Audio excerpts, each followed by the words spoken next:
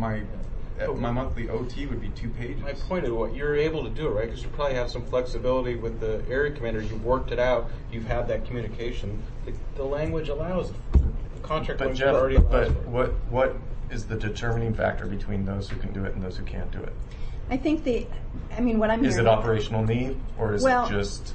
I think you've got that supervisory Is it? approval. You've got that supervisory approval component in there, and so as I listen to the conversation, there's a couple things that I wonder about. The supervisory approval, when does it come? Does it come after I've already got busy with stuff, and then I go back to my supervisor and say, hey, I got wound up in this. Can I flex my time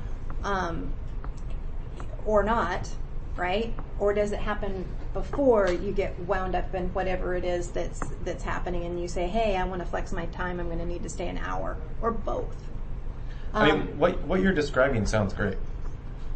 I mean, I think that we're all, with that idea of, so you just work it out beforehand. During this week, I'm going to probably need to flex a couple hours here, a couple hours there, and the supervisor says, oh, that sounds reasonable, and just lets him do it.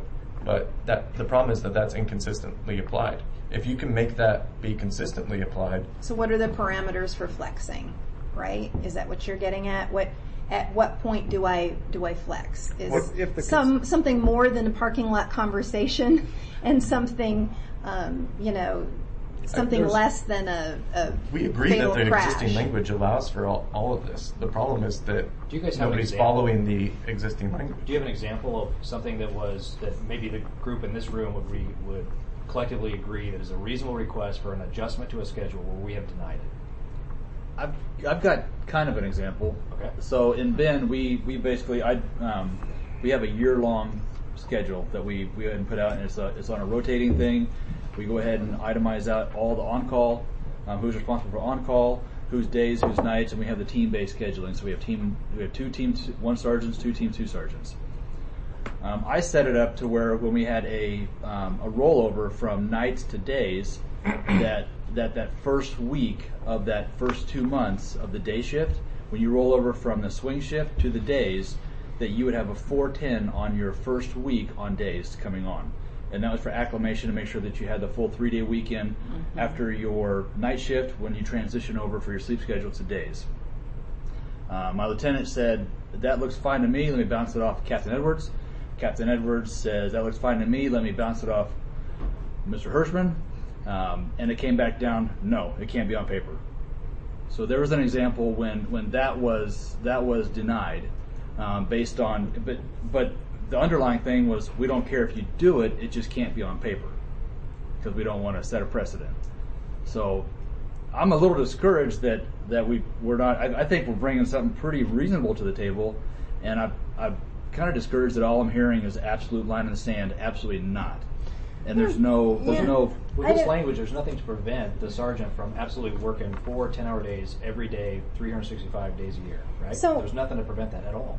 And I'm trying to maximize the shift coverage that I have for the sergeants that are out there on the schedule. I mean, I can draw this out on the board and show you what I'm talking about. But with leave usage and the ability to take as much time as we get off, pretty soon you got nobody working. The last time we had this meeting, we discussed like my biggest issue, because this is a real problem in my office, and I'm not throwing anybody under the bus, I'm not throwing the lieutenant under the bus or anything else. But when schedules were changed from GHQ down, and it was sergeants are going to be working 4 p.m. till 2 a.m. Friday, Saturday, Sunday, and Monday, and day shift sergeants are Monday through Friday, this hour through this hour, we lost the overlap with the other troops. And that's critical because I can actually see the detriment.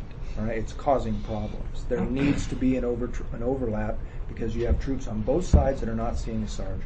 It's critical. So the last time we said, well, you can do that on a 5-8. So I should come in and work 8 to 4 on Monday and a 10 to 6 on Tuesday and Wednesday, and then maybe an 8 to 4. Nobody else has to do that. Management doesn't work their hours that way. Troopers don't work their hours that way. As far as what? As far as like flexing? As far as having your hours going all over the place for the sake of trying to make the job work. Jason, could you describe the detriment that you're just speaking to? Because I'm not sworn, so that would help Okay. with my understanding.